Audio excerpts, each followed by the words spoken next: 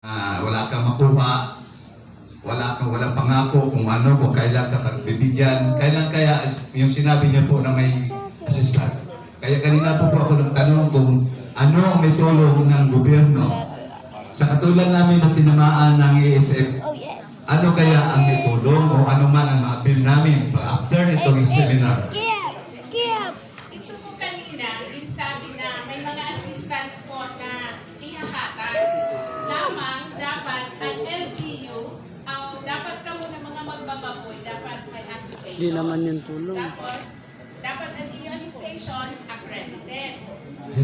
Hindi naman yung tulong.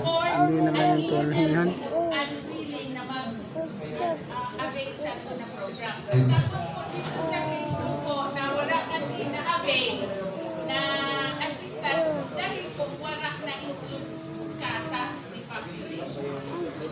Ano ma'am? Tapos yung background na comment. Sige po.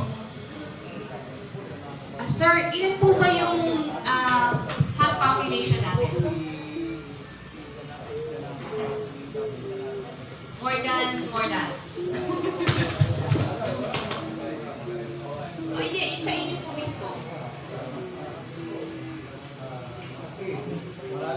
Marami. So, pwede po natin kayong i-categorize as commercial farm or semi-commercial farm. Gusto ko lang po sana i-add, yung cover po, yung coverage na indemnification fund or indemnification pay, DDA, dun lang po siya sa smallhold farm. So, ang nababayaran lang po niya, 20 heads below. Pag 21 heads na po, hindi na po siya cover kasi ano na siya, bale, semi-commercial farm na po siya. Hindi na po siya kasama dun sa babayaran ng indemnification.